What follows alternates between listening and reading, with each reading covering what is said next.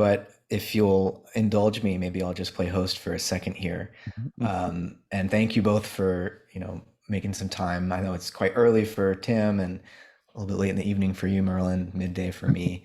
It's great that we can convene and talk about this. And I'm very excited to talk to an evolutionary toxinologist and a mycologist about this topic, improvisation, which I'm sure, um, appropriately, none of us know where we're going to go with that topic yet.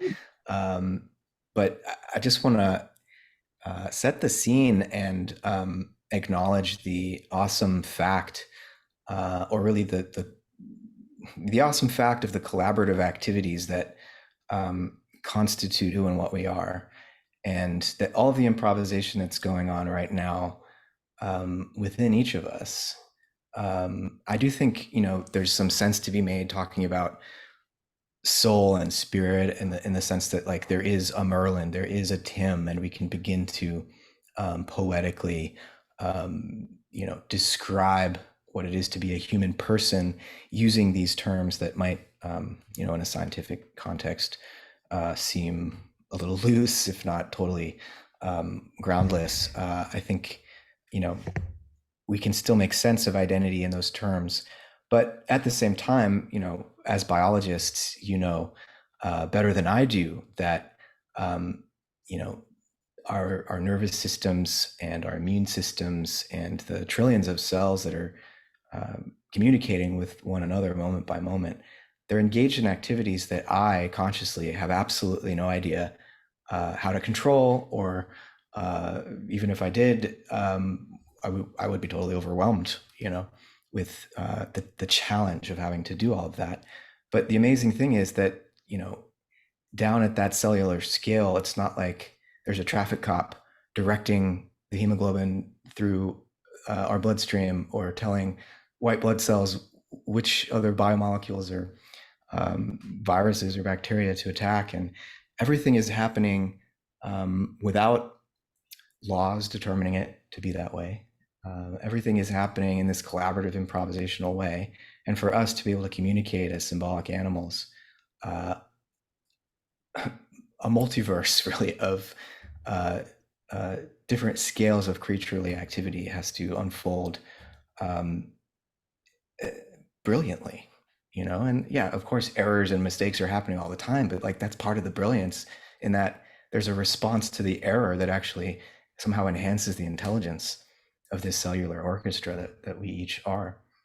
So yeah, great to be in dialogue with the um, what the multiplicities of each of you, and the community of me and the community of each of you gets to have this dialogue where we, convey mouth squeaks across continents. So, anyways, it's such a joy to be with both of you, and to introduce you two to one another, because I think we're going to have a really fun conversation. So, where to begin? I mean, uh, maybe the origin of improvisation in the cosmos might be a good one.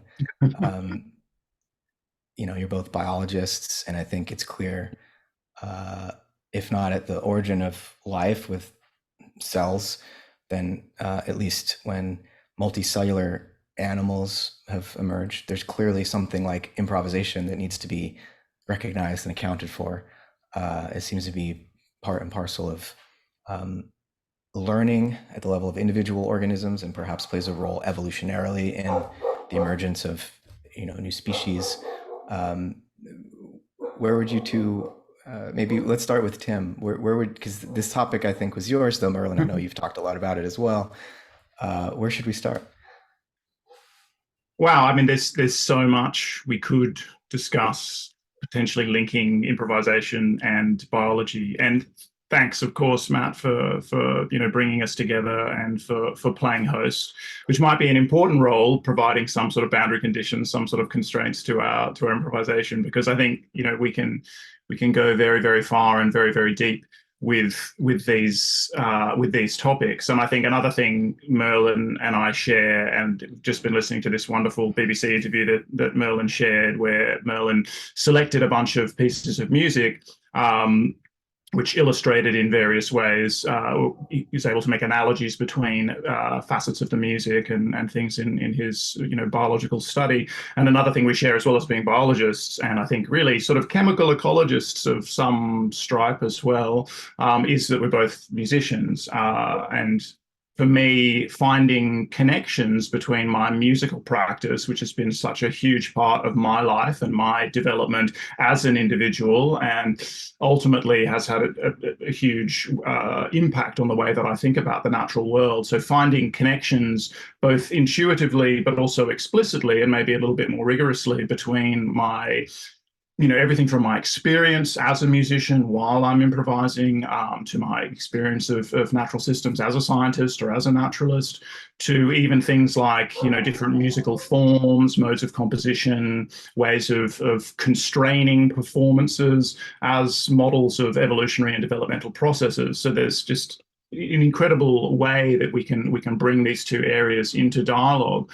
And so still for me, whenever I hear the term improvisation, I immediately think music. And then I think all these other things about the ubiquitous presence of improvisation in our daily lives and in biological systems in the way that you have articulated so wonderfully there, Matt.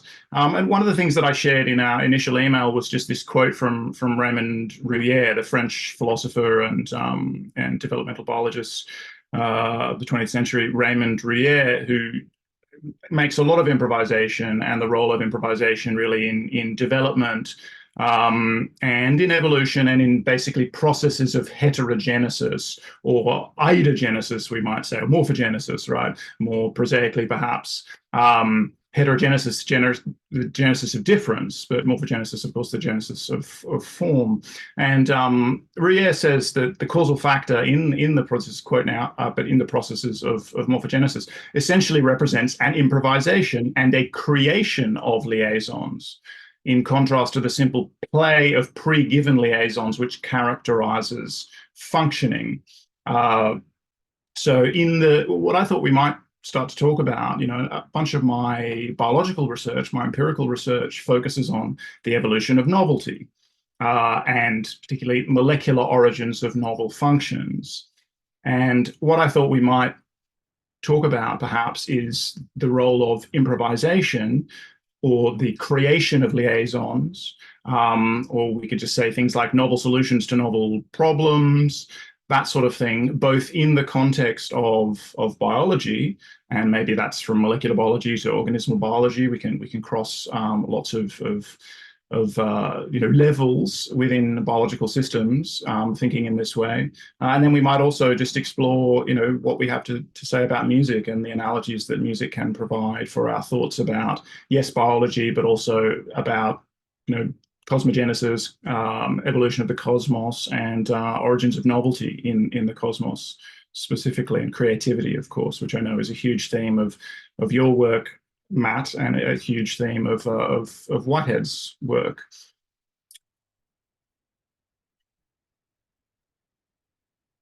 Well, these are all great suggestions. And the way that I originally got thinking about this, the idea of improvisation in the living world, in the long history of life, and perhaps in the cosmos more generally, was I have a history in playing jazz, and jazz has been a huge part of my life for a very long time. And I was talking to a friend of mine who's an amazing jazz bassist, and his mother is a very, very amazing violinist, a classical violinist. And the son, the jazz bassist, is a great improviser. And the mother, the violinist, is terrified of improvising, because she plays classically. Not that many classical players are accomplished and confident improvisers, but that's not the case with her. And so she and her son were talking in front of me, and we were having this conversation. And she said, "I'm just so terrified of improvising because I'm worried that I'll play a wrong note." And her son said, "No, you shouldn't be so scared of improvising. It's really not that terrifying." And what he did arising from this conversation, he gave her for her birthday a series of Charlie Parker solos, which had once been improvised, transcribed in 3 different keys, each solo in 3 different keys, so she could play under her fingers something that had once been improvised. And this really got me thinking. And I realized one of the things I mentioned to her in this conversation was that maybe it wasn't so scary after all, because she was improvising right there and then in that moment in our conversation. This was an improvisation, unless she'd had the same conversation before, and she assured me she hadn't. And then I thought, well, if we are improvising every day of our life, every moment of our life, then and we're human animals. And what about all the other animals that are improvising their way through their days? And then what about plants? And what about fungi? And what about microbes? And so on and so forth, to all cognitive living systems. And suddenly my mind just expanded. And then I suddenly thought about the whole, the improvisational process of life and the evolution. So that's where I arrived here through jazz. And of course, it made total sense within a Whiteheadian framework. In a moment of concrescence, you stand between the fixed past, say your constraint, and the possibility space of your future, and you exist in this kind of tension between those moments. And the whole point of having options is that there are several different paths you can take, and every choice is in some way an act of creativity, even if it's heavily constrained. For it to be a choice, there have to be options. And so yeah, so I started thinking about improvisation more generally as something that happens within constraint, but as we confront a space of possibility. And so every concrescent moment, say within a Whiteheadian framework of metaphysics, could be thought of perhaps as as proceeding along an improvisatory path. But I'd be interested to hear what you thought about that, Matt. Mm. Yeah, I think in some ways, by making creativity his ultimate category, Whitehead is ontologizing improvisation. He's saying it is the very basis of enduring order of any kind. And usually we don't think of order and improvisation as exactly going together smoothly. I mean, improvisation seems to be, not knowing what's going to happen next, and being free and not determined by a pre-given order. And yet, I think as artists, as musicians know quite well, to improvise well, you have to have like a bag of tricks that you could draw upon as needed in different situations, even though there's also this element of heterogeneity where you're constantly creating something new. And that's the whole fun of it. You don't know where you're going next. But there's, in Whitehead, the tension between order and chaos is, goes all the way down. And it's better to think in terms of a cosmogenesis than a cosmos, because there is no finished order, right? There's an ongoing improvisational choreography of coexistence. And even we as human beings, though, we do live on this, tiny speck of dust in one of trillions of galaxies, our activity, our decisions, does have, it feeds back into that whole larger system in some strange, mysterious ways. And, I forgot to say that you're both musicians when I briefly introduced you as biologists. And I think, I believe it's Richard Watson, right, who is a biologist who's been publishing and recently sharing some videos on YouTube, both in dialogue with Michael Levin, another biologist, and on his own channel, about these analogies between music and musical improvisation and the cellular world, and in particular morphogenesis, to tie it directly to Mike Levin's work, the ways that organisms are able to both draw on some kind of order that's there, like, the DNA and the constraints that are just inherited by virtue of the genetic and epigenetic repertoire that, organisms are born with, but that, every organism is born into a slightly different environment and has to respond and adapt to the changes in that environment and give rise to the form that is expected of that particular species in a context that can't be fully known or predicted in advance, right? So, some would say, rather than thinking of the information being encoded in the genome, if you really want to think in informational terms, that information to produce an organism is stored everywhere. It's just as much stored in the environment as it is in the molecules in the genome, right? And while you were talking, Merlin, I was looking for this meme I saw on online a few weeks ago, and it's for academics. I'm not a musician, but I do like to lecture, and I do enjoy the improvisational activity of playing with ideas, and I learn a lot about ideas that I've been thinking about or writing about for decades, because of the sort of improvisational, exploratory, playful space that opens up when I'm lecturing, when I'm with others in dialogue. And anyways, in this meme, it was a progression from being a student to being just recently defending a dissertation and preparing for a conference, and then being a professor. And when you start as a student, it would take you 3-4 months to prepare for a presentation, and you have to make sure every sentence and comma is in the right place and so on. And then when you've got your PhD, it only takes like 3-4 weeks to prepare for a presentation.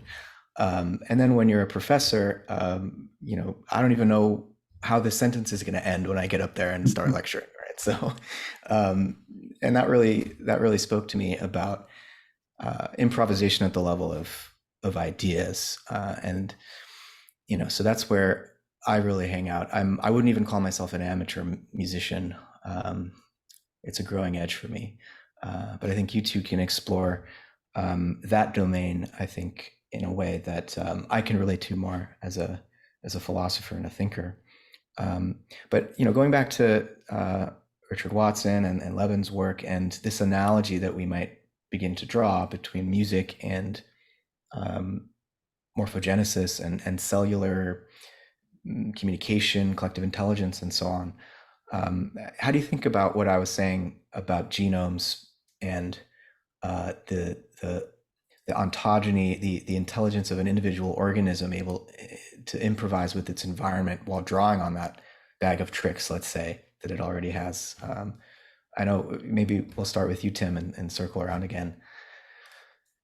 Yeah, it's a wonderful analogy that you sort of gestured towards there, that an improviser might have a bunch of licks and things that they have practiced, but then they're going to bring out in a hopefully context specifically meaningful way, right? They're not just going to get up there and just play their bag of tricks, recite their bag of tricks in a way that's sort of orthogonal to what the rest of the ensemble is actually doing, but they're going to make something new from a remix, so to speak, a recombination even of material that they've previously practiced. Now, I mean, that's probably the primary way that people really learn to improvise in music, right? Is that, you learn a bunch of licks, or you study the work, Merlin mentioned Charlie Parker, of course, you study the great improvisers and the transcriptions of the phrases that they use, and then you learn to make them your own by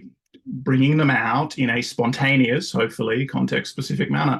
And it's a fascinating analogy for the idea that a genome similarly is this bag of good tricks, and that these things are deployed in context-specific manner.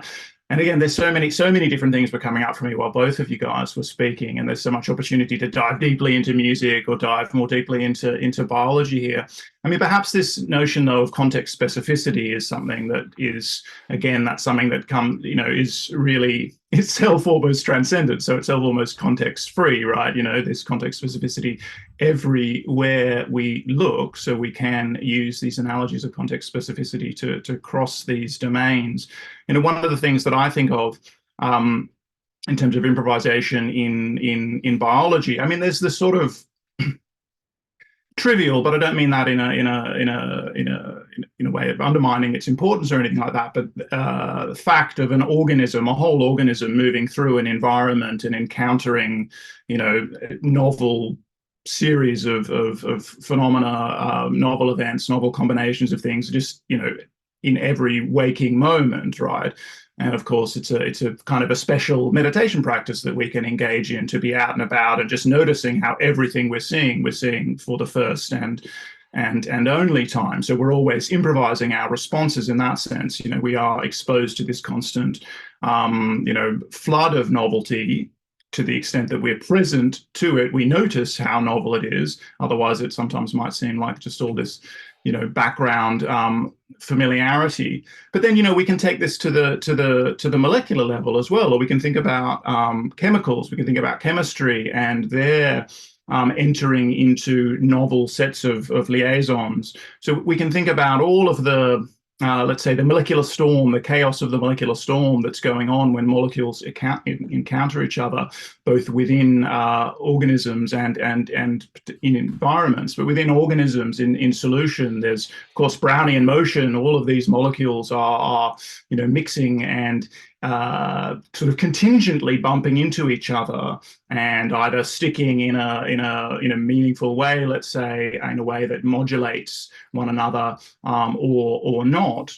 But because I study, in particular, I study venom systems, and I study organisms that use their chemistry against other organisms, or more broadly in chemical ecology, organisms using chemistry, using molecules that they produce to mediate interactions with other organisms.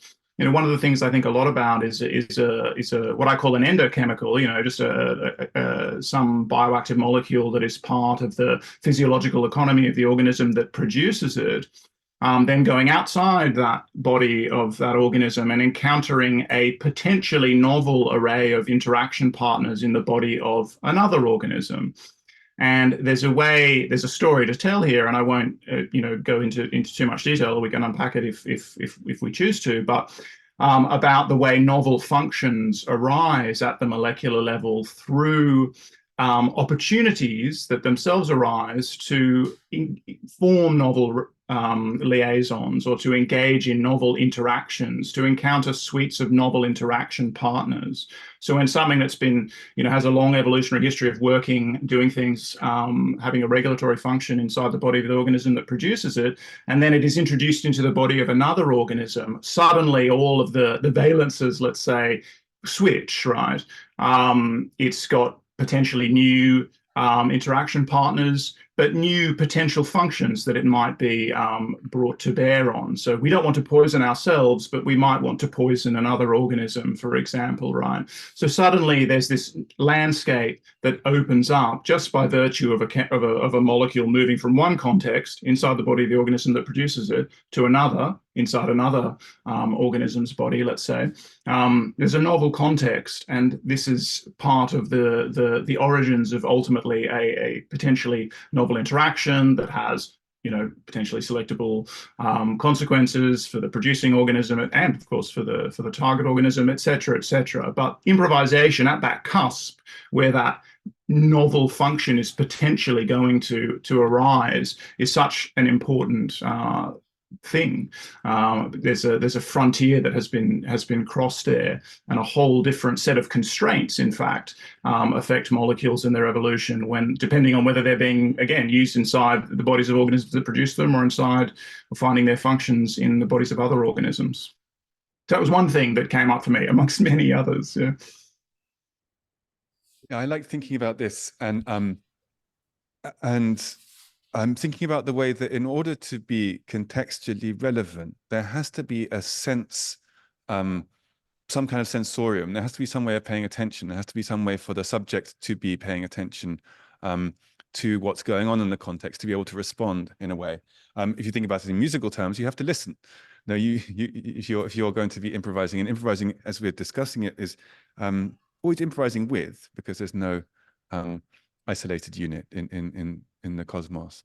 So if improvising is always improvising with, and this is often the case musically, it's very difficult to improvise with anyone else unless you're also listening.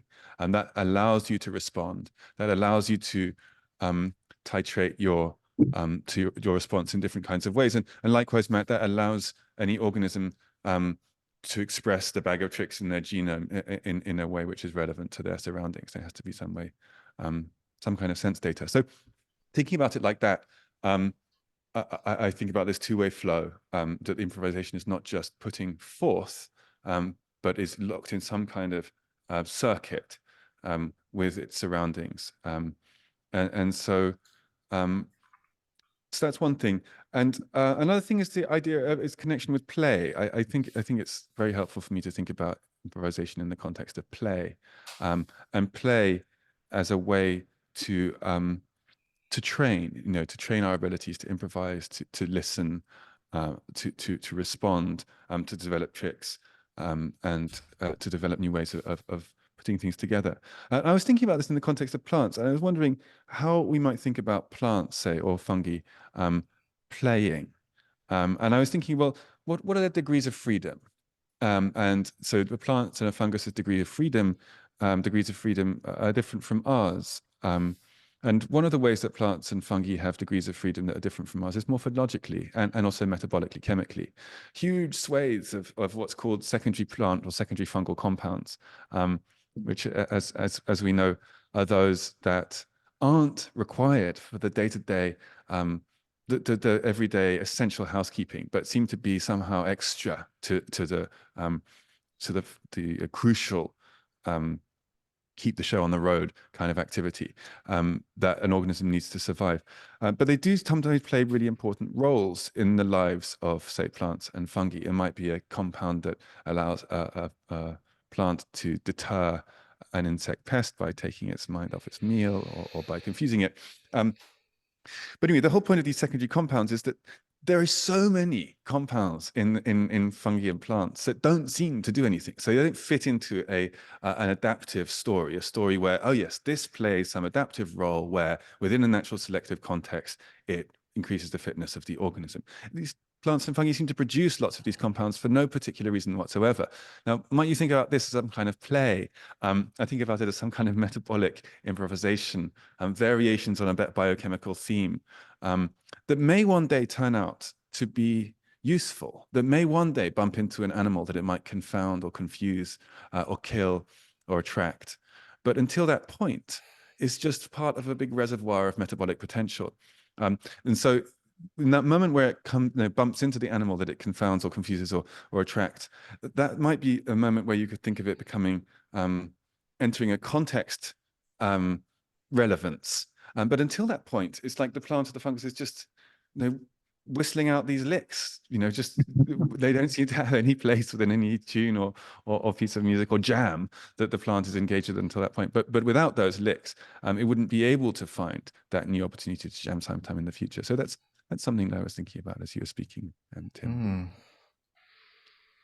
I'm almost hearing in both of you a kind of a new improvisation principle in biology, if I may, which would be something like fun precedes function, right? Where there's this molecular babbling, searching for something that might be useful, but the searching for something that might be useful is not what's motivating it. What's motivating it is the sheer joy, it seems, of expression, but also of the resonance with or the way that the environment is responding to this babbling and this molecular play, right? So there's always that circular call and response feedback process. It's not just interactive, but intraactive.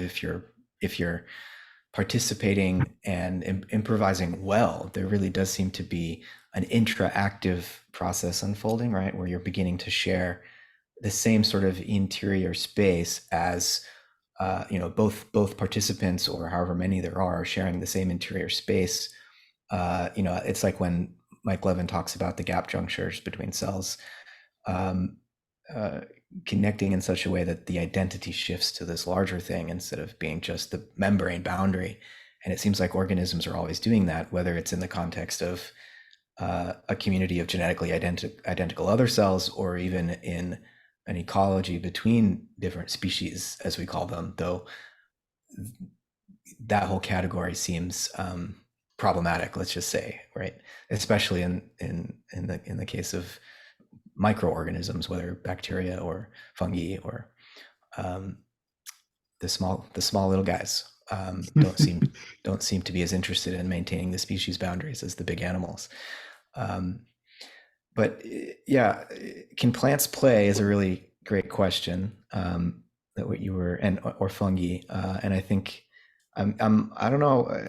Maybe I'll see what you two think of this new principle. Fun precedes function. I mean, that might be. It's not that nobody's ever had this idea before, but I think to get it into the discourse in a way that's catchy might actually shift some of the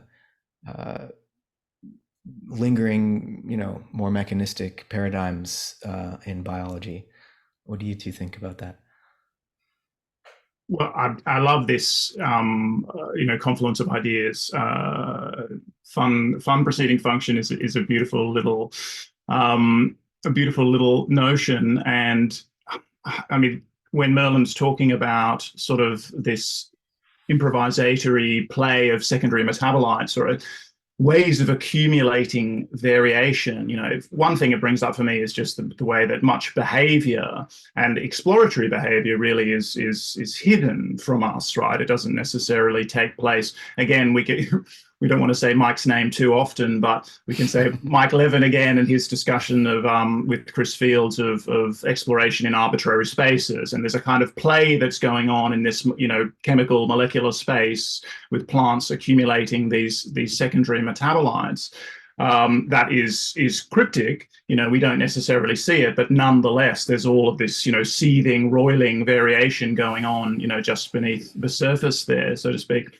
And that just gets me thinking about ways of accumulating variation in general in biological systems. And Matt, you also mentioned babbling, which I think, again, is maybe a Chris Fields ism, certainly where I first heard it. And it just immediately captivated me because, again, I study babbling. I have a toddler, so I hear a lot of babbling. But B, I study molecular babbling in the sense that, I study partly ways in which organisms can accumulate variation that, to put it in more classic Darwinian language, is grist for the mill of selection, let's say. But all this variation that's being accumulated, and we can speak of terms like redundancy and robustness. We spoke of morphogenesis and improvisation earlier. One of the things with improvisation, we might think of something that's differentiating. So we might think of the individuation process as, an improvisatory developmental journey towards becoming some sort of unique individual. We might think of an evolutionary lineage that is differentiating over time. But in morphogenesis, we might also think about many pathways to the same solution, let's say. So we might think about all of this improvisation that's going on as the embryo is challenged by its environment in different ways, but ultimately it can still, robustly and redundantly, so by all these redundant pathways, many different pathways producing the same result, it can ultimately generate, a hopefully, up to some degree of perturbation, obviously a well-formed individual.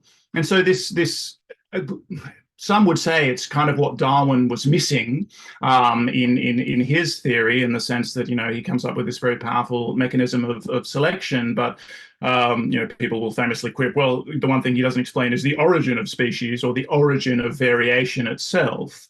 And I think so much more modern or more recent biology really has brought to our attention just this necessity of this constant babbling. Everything from stochastic gene expression. Gene expression is intrinsically stochastic, so it's always levels of amounts of gene products, amounts of these molecules that organisms are producing for all these different purposes are always changing very, very slightly. And something might show up in a different tissue than it normally is. It's normally expressed abundantly in the liver or whatever, and then it shows up at some level in, I don't know, an oral gland, let's say, of a snake. I could just bring it home for myself. And just because of that, again, capacity to accumulate variation, there are reasons why, for example, something expressed in an oral gland might be able to maintain an expression there without real penalties for the organism that's producing it, partly because the secretion is directed on the outside of the body.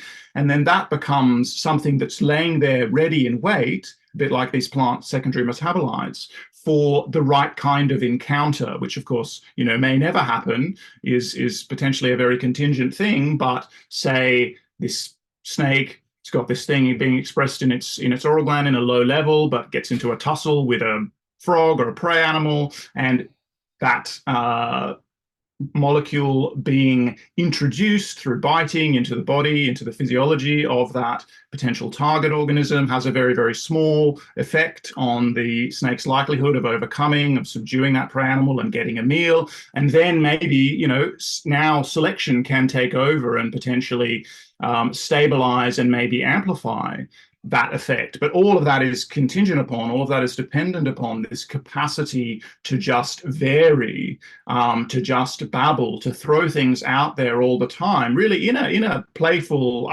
manner, in the sense that it's undirected.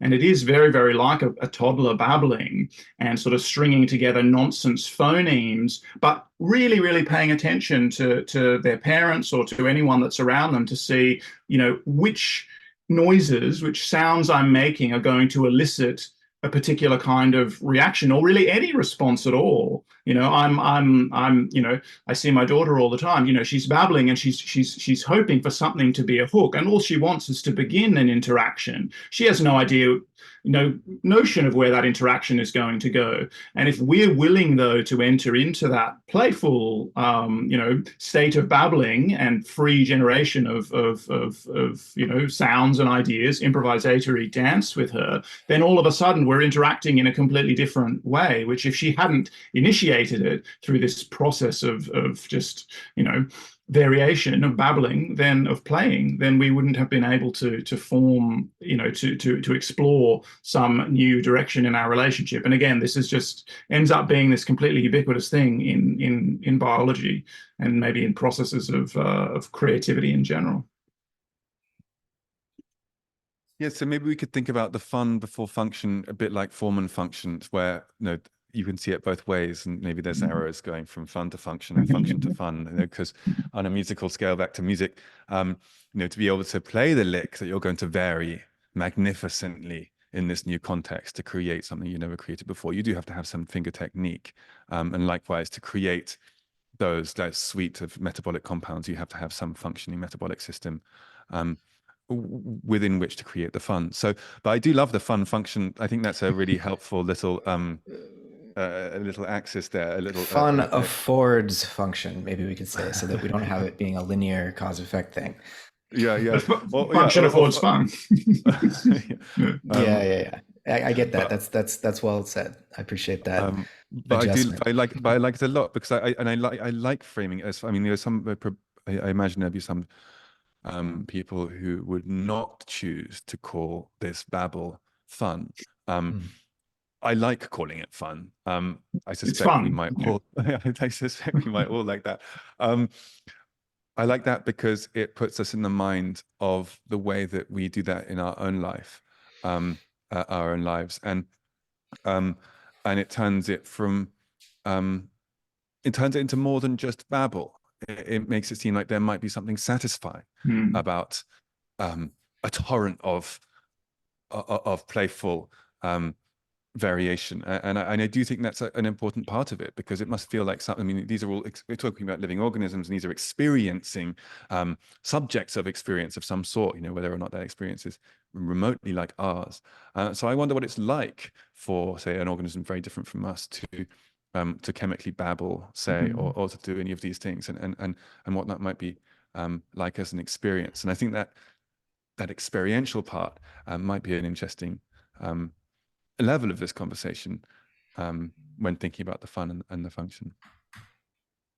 Yeah, I'm glad you went there, Merlin. I think about 40% of my time on Twitter or X nowadays is actually talking to Tim about Whitehead. And one of the questions that keeps coming up is to what extent it makes sense or is misleading to refer to Whitehead as a panpsychist or even a pan-experientialist. Tim likes animism or animist more, and maybe he'll unpack why in a second. But just, the role, whatever we call it, the role of experience or attention in let's just start with the living world. Among biological organisms, there's a subject of experience, um, and maybe a continuum of intensity of such subjectivity.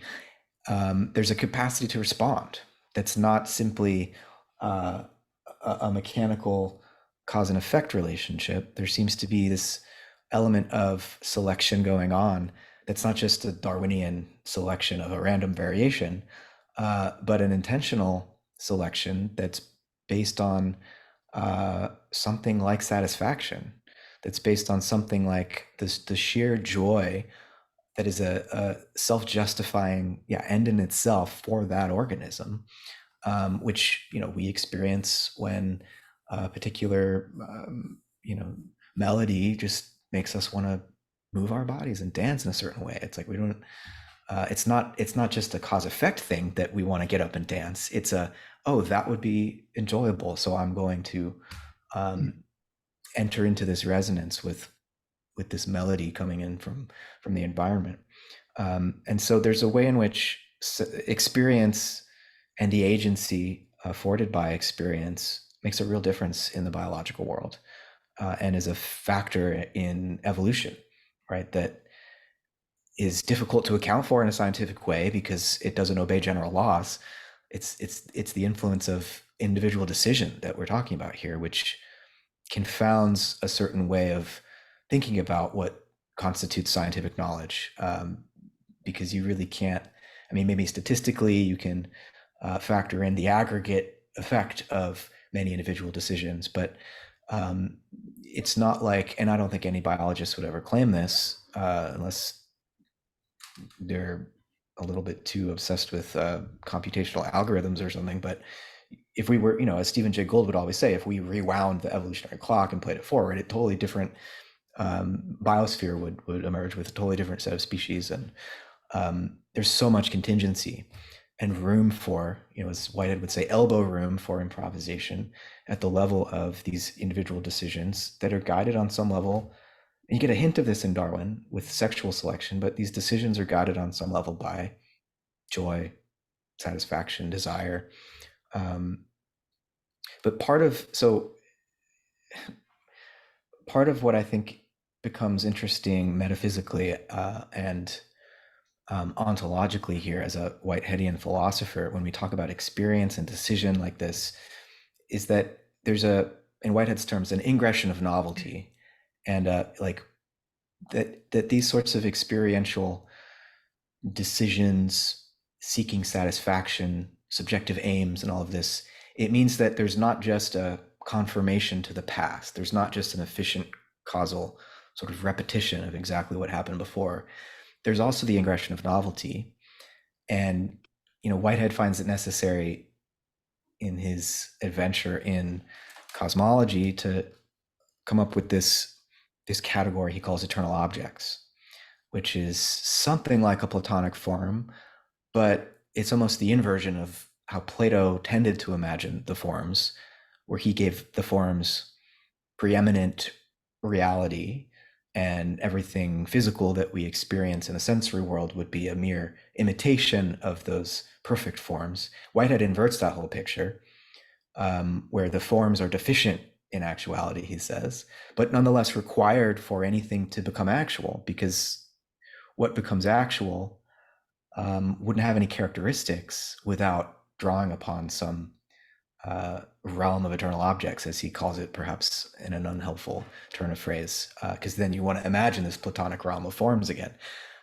But when he talks about eternal objects, he's talking about the role that possibility plays in what happens next. And, we can start to ask questions that it can get confounding, like, where is this realm of possibilities? Where is possibility relative to all the stuff we see around us right now, and relative to the entirety of the past? I mean, the past is here in some sense, as a conditioning, enabling ingredient in what allows us to be who and what we are. But it's also, you got to make room for the present somehow, and also this future of open possibilities. And when we are engaged in improvisational activity and we're trying to attune our attention to what hasn't happened yet, but would be relevant to what has happened, in some enjoyable way, what are we dipping into, right? Whitehead comes up with eternal objects in an attempt to explain and describe what we're doing and what we're presupposing when we engage in these creative deeds that bring something new into the universe. But there might be other ways of addressing this situation, and I wonder, Tim, I think you really appreciate Whitehead's work, but also are enjoy challenging him, and I get to stand in the middle and be like, well, he actually says this and this, but I wonder, in regards to experience, as Merlin introduced, and also how we account for the possibilities and potentialities that seem to be involved in any improvisational deed or act. How do you think about these questions? These are very deep questions, and I mean, we've traversed, everything from the molecular to the metaphysical in that very leading question, including asking me to justify my preference for animism to panpsychism. So there's a lot, there's a lot to address there. And just to go back to Merlin's, move in bringing experience into the picture and asking about, what is it like to babble chemically, let's say, to have this, continual variation and accumulation of variation. Well, I feel like we just know that because, we are that. And, we are changing biochemically, moment to moment. As I hear your voices, little biochemical changes are induced, and they may end up, of course, being grist for the mill of lasting developmental changes. You may convert me to panpsychism in the course of this conversation, and that, but also just, our biochemistry is just changing over the sleep-wake cycle. It's changing constantly in response to anything we put into our body, and in really fascinating ways. And we can speak of drug use, and we can speak of very rapid withdrawal syndromes, which are the consequence of these shifts in even receptor populations or neurotransmitter availability, all sorts of stuff. We are these biochemical mosaics, and we are just continually shimmering, right? There's all of this variation. And we do experience some of that, right? There is an experiential correlate, absolutely, to all of that biochemical variation. I'm sure the three of us would probably all trivially affirm that there is some experiential correlate of biochemical variation. So in a sense, we know what it's like to be a babbling biochemical system. And of course, it's going to be very different for plants, no doubt, but we have some window into that through this. But gosh, I mean, there's just there's too much, and I don't know if I want to go into eternal objects and things right now. I mean, one of the things about Whitehead, and I really love our exchanges, Matt, one of the things I find about Whitehead, his thought is so complete, right? So, I will bring up some objection, and of course, I'm unlikely to have thought of something that Whitehead himself didn't think of. And because of your encyclopedic familiarity with his writings, Matt, you're always able to draw on a very appropriate passage where he often addresses precisely the. And many times I realize in the course of our conversations that I'm raising the same criticisms, but just from slightly different angles as well. I mean, sometimes I just feel that he tries to be too explicit in a way about something that maybe we should acknowledge the limit. I mean, he does, of course, acknowledge. He acknowledges all the criticisms that I would have. He does, of course, acknowledge the limits of our knowledge. But there's something very mysterious that goes on in the experience of improvising, right?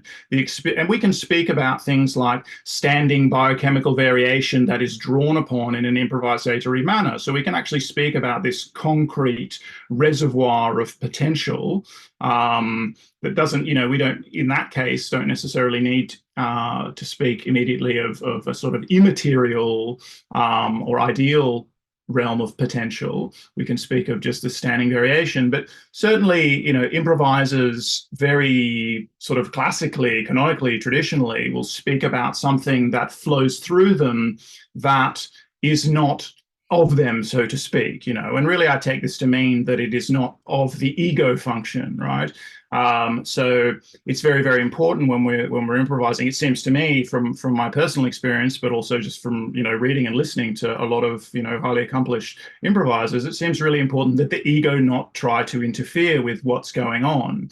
I mean, yes, the stories we tell ourselves about what's important to us and all that will guide our practice, and it becomes very, very important in building a lot of the technical facility that we're talking about. But when we're actually on the bandstand, or just in our bedrooms, if we want, trying to have an improvisatory experience, or trying to get this sort of flow state that music is such an incredible substrate for, it's this completely non-egoic thing. And every time the ego pops up and says, "Oh, that was pretty good," or "Oh, I'm getting really good, aren't I?" or whatever, or maybe I'm not that good, any of these sorts of reflections that we have about the relation between our small s self, our narrative self, our ego, whatever we're calling it, and what's actually flowing through our embodied organismal system at this time, and the sound that's coming out really just perturbs the whole thing. And even if we're very, very solid technical players, and so the audience maybe wouldn't know that the thing has been perturbed, depending on how closely they're listening, perhaps, and depending on the way we normally play, and all of these different things, we're going to know. I'm going to immediately feel alienated. I am really, really involved just in the music. There's nothing going through my head other than the music itself. But then as soon as I reflect on it in some way, and maybe as soon as I would try and engage any kind of explanatory mode, I would lose something. I would feel some kind of alienation. And this may seem tenuously related, but I'm trying to draw some of these themes together, and maybe a bit ineptly. But the reason I prefer animism in a way to pan experientialism, or heaven forbid panpsychism, I mean, there's a very specific history of contemporary panpsychism, which is why I reject that term, right? And it's not about denying experience to other aspects of, certainly, of nature, or the natural world, or the physical world, or what the broader cosmos. But there's a specific history there, which maybe I don't know if we want to get into, but there are reasons I don't like that term.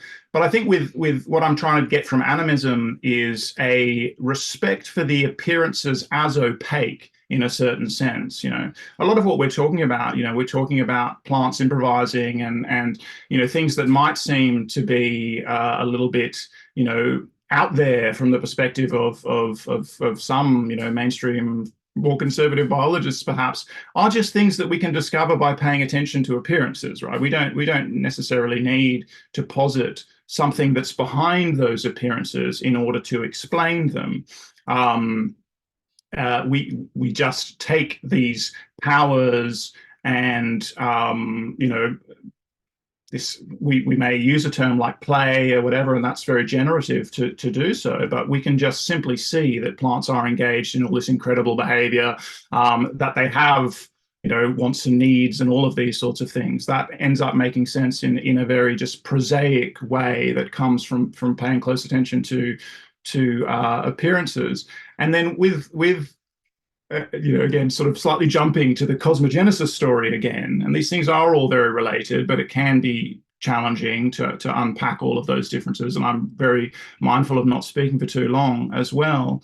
There's something about origins and their opacity in general that I'm trying to get towards here, and just like that, the origins of this creativity that flows through this improvising musician are almost like facultatively opaque to the musician themselves while they're improvising, because again, to the extent that they spend too much time thinking about origins, that is going to alienate them from the unfolding of the music that is simply happening, and that they can be present for, and of course that they're intimately involved in.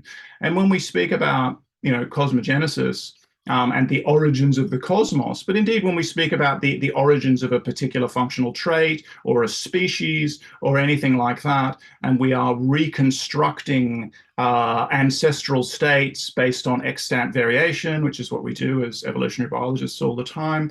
We have to have this recognition that the origin that we're inferring is always a kind of a stipulative origin, right? And it's not the actual origin per se. It's just what we can glean from the information that's made available to us. And I suppose what I'm trying to say is that I feel like sometimes Whitehead seems to, and again, due deference given to part 5 of process and reality and the paradoxes and all that, but in his explicit system of cosmogenesis, sometimes I feel like it's too explicit.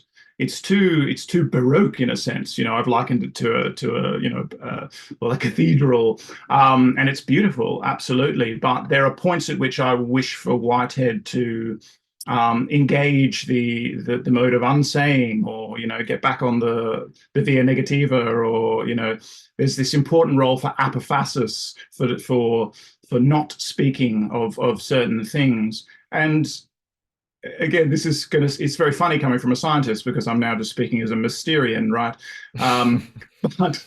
But there are, I assure you, there are complex and labyrinthine reasons why I prefer an aspect of that at the foundation, which again, I know Whitehead does have his deference to that. And, we've talked a lot about Schelling, and he's very big on that. And I see that as a big part of what I think of as the ancient narrative, of sort of creation stories, creation myths of cosmogenesis, etc. in general, that there's always some unspeakable, ineffable, always already present existence as default ground that things can then be built from. And that's part of why I prefer animism. I worry about the propensity we have for sort of what I think of as projective delusions that can sometimes come from thinking too much in the sort of panpsychic mode, perhaps. But that's another issue. There are a number of things that intersect there. And you really opened a can of worms by asking me to defend animism. So I'm going to stop. I'm as you speak, Tim, I started thinking about what would happen if I stopped improvising. So I just looked up the etymology of improvise, which I realized I didn't know, and it's actually quite fun. It's not foreseen or unexpected, from in provisus, and provisus is foreseen, provided. So I thought, so if I stopped improvising, and then I said, sorry, I was thinking of the etymology as a sort of unforeseen, unexpected, perhaps surprise. And then I thought about this relationship, this venerable relationship between chaos and order, between habit and creativity, and so if I were to stop improvising totally, I wonder if I would strike you as being alive at all. Because if I were to start, say I'd had a life up till now, so I'd been improvising and living and learning as I have. But from this moment forth, so I have a body, I have as much as I know up to this point. But from this moment forth, I stop improvising. I can only act within the habit that I have acquired up to this point, and that I have acquired phylogenetically up to this point. So I have no creativity, I have no chaos. Then I don't think I'd actually strike you from the outside as being alive. I'm not sure. That's just how it's occurring to me right now. I think I'd strike you as being very ill, perhaps, perhaps having just had a terrible accident, perhaps robotic, perhaps like some kind of rudimentary AI. So I'm now wondering, through that little thought experiment, about how, because of the discussion of animism, how the ability of an organism to improvise might speak something very important and core to its ability to be alive at all, for it to be animate at all. And so basically, I'm suggesting that this improvisation might just be such a core part of being that we actually wouldn't recognize something as alive without it. Yeah, I think of something that Schelling says in his essay on human freedom, that not only to be alive, but to be free and creative human beings, we each need just the right dose of madness, to keep to keep us from becoming too regimented and stuck in, you know, what we think we already know or habits we've acquired. And so we have to live on the edge. You know, and he makes that comment, you know, when he's talking about the origin of the universe, and that the divine as well is sort of on this edge between knowing and not knowing, where to truly create anything, you have to risk, you have to take a risk, and you have to be vulnerable. And that this is, you know, as true for human beings as it is for Schelling, at least in his way of imagining the groundless ground of divine creativity. And I think there's still that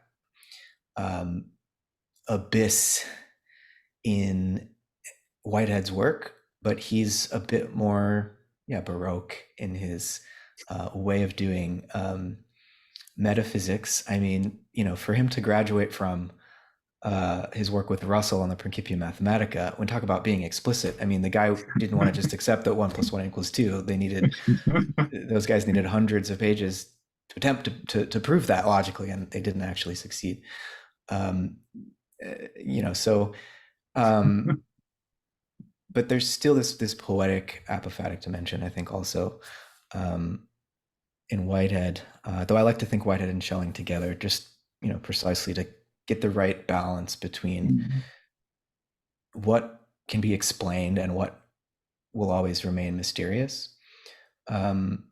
And, you know, to accept that we wouldn't actually be satisfied with any explanation that, you know, might be concocted. I think that, you know, as Schelling says about his friend Hegel, you know, complaining about the idea that the system of philosophy could finally be completed, he's like, as soon as, you know, you claim to have completed the system of philosophy, you become a creature of that system, and you become determined thereby by that system.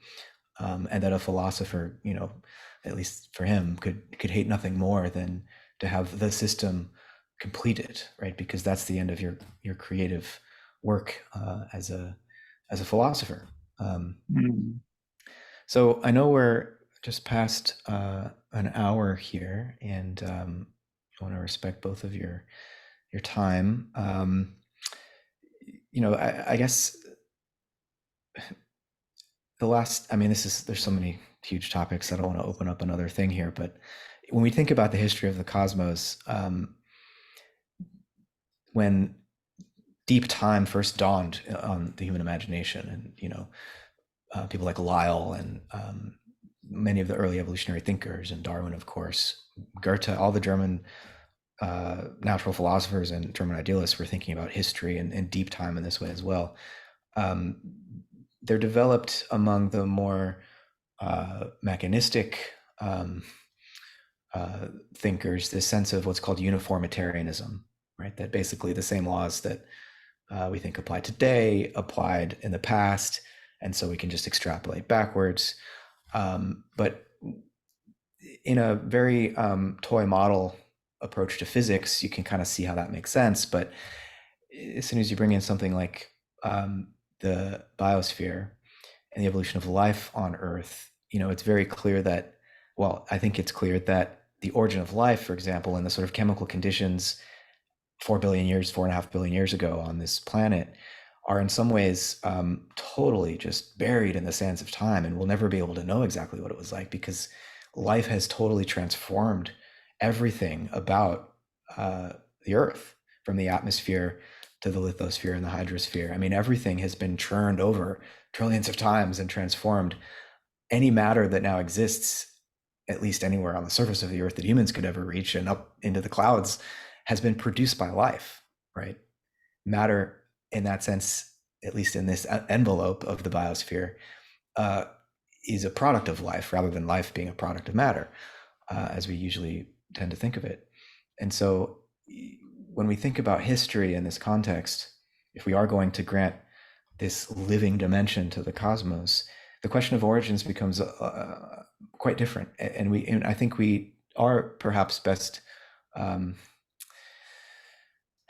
it's probably best in this context to reach for myth, or a likely story rather than a strictly scientific explanation, right? Because we just don't have the data. The data has been lost in time, even if its consequences are echoing. So yeah, I don't know if either of you want to make a comment about that, but otherwise I'll call it quits on my end, and thank you both. But yeah, any final thoughts? I mean, I think we have this ubiquitous issue of singularities and event horizons that, of course, we're accustomed maybe to thinking about that in terms of the early universe, or so really cosmogenesis in the modern, contemporary scientific, creation myth, if we want to use those terms, and with black holes, of course, as well. But this is just a ubiquitous problem when we're trying to reconstruct the deep past. So we have this issue a great deal in biology, and you can perceive this issue at lots of different levels in a sort of temporal hierarchy. Like I said before, you can think about origins of a specific trait, origins of an organism or a lineage, origins of life. And of course, cosmogenesis, etc. So we're always going to be plagued by this, decreasing resolution in our attempts to reconstruct the past from extant variation. So from things we can actually see and observe now, we're empiricists. We then make inferences to reconstruct the past, whether we're cosmologists or evolutionary biologists. And we never have enough information, basically. Like there's a huge amount of information loss that appears to take place. And so from this particular position that we find ourselves in the history of this cosmic epoch, there are all sorts of things which are lost to us. And of course, we can get new data, and we can find new fossils, or we are, of course, in this incredible period of accumulation of massive amounts of molecular data, which will bring you to bear on these sorts of questions. And we're now using machine learning, and we're doing all sorts of amazing things to reconstruct the past in greater detail. But at the end of the day, we're going to continue to butt up against. I think we're going to continue to butt up against this issue of information loss. But I think also, thing I really want to touch on is what Merlin said about, if he were not improvising, we might question whether or not he was alive. I mean, this is such an incredibly profound point. I think you put your finger on something very, very, very true there. Which again, could be the basis of almost another entire conversation. But one of the to bring it back to Rouillère, who I mentioned at the beginning, I think he would very much agree with that improvisation is characteristic of life. And if I'd read the rest of the quote, he goes on to say that it's characteristic of consciousness in particular. That there's this very strong analogy that he makes between. So he is a form of panpsychist, some would say, but he's I would put him more in this animist camp, in the sense that what he's really talking about is the way that forms and patterns that end up repeating, including things that are, say, like completely constrained by apparently deterministic laws of physics, are themselves the products of processes of active formation. And so they are the products of things that are, let's say, animate, that are improvising. But then when they start simply repeating themselves, certain habits are taken, let's say, that become invariable. There's no memory reconsolidation going on at the level of the laws of physics, or at least it's not observable to us in terms of the time period that we have access to through these methods that we've just discussed.